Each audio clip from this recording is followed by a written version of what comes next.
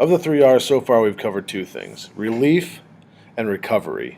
The bank holiday helped relieve some of the pressure on the strained nation.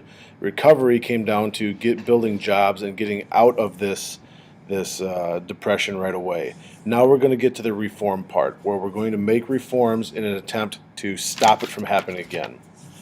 The first thing we're going to do, we're going to make money for people, or we're going to make money available for people, I should say. The Social Security Act comes out of this. It's a pension plan, which means that every month people over the age of 65 are going to receive a check from the government for a certain amount of money. Now, is that amount of money going to be enough to live on? Absolutely not. It wasn't then, it's not now, and it was never meant to be that way. Now I'm kind of getting political on you here, but there's a lot of people who say, well, geez, how the heck do we live on this Social Security check? Well, you're not supposed to live on the Social Security check. You're supposed to do your other financial planning and retirement planning, and then this is a supplemental income, so you have extra money to be able to spend. And FDR's reasoning was, if people have more money to spend, it goes back into the economy and continues to circulate. And as I've said many times before in class, and I think in this video, the economy is like a big wheel. If as Tina Turner says, big wheel keep on turning. You have to have the economy wheel turning for it to be successful. Another thing we're going to implement is called Medicare and Medicaid. You've probably heard of these. Medicare is a program that is meant for people over the age of 65 again, to be able to get some health care provided for them, basically on the government's cost.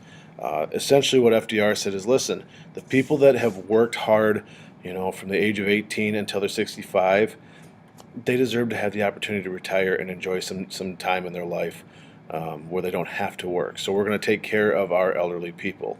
That's what Medicare and Social Security are all about. And so Medicare basically covers the cost of most medical expenses, and the government pays for that. Now, there's controversy behind that, but I think we'll avoid that talk right now. Medicaid is meant for those who just can't afford medical attention, I should say. So Medicaid basically provides for those that don't have jobs, that don't make enough money to be able to pay for their medical care. And basically it says the government will help you out and make sure that you are medically safe. But not everything had to do with old people or poor people necessarily. Some of it also had to do with making sure that the banks didn't fail again. One of those programs was called the FDIC. That's still in existence today. The FDIC is meant to insure your investments.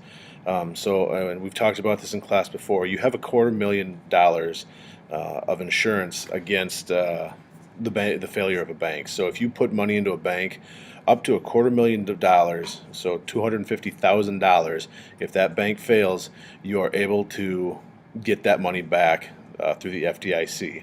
Over that, then you're going to lose it. But $250,000 is a lot of money, and it'll make sure that you will not lose it. So that's why we said, the risk versus reward with investments. There is virtually no risk with putting your money in a bank anymore.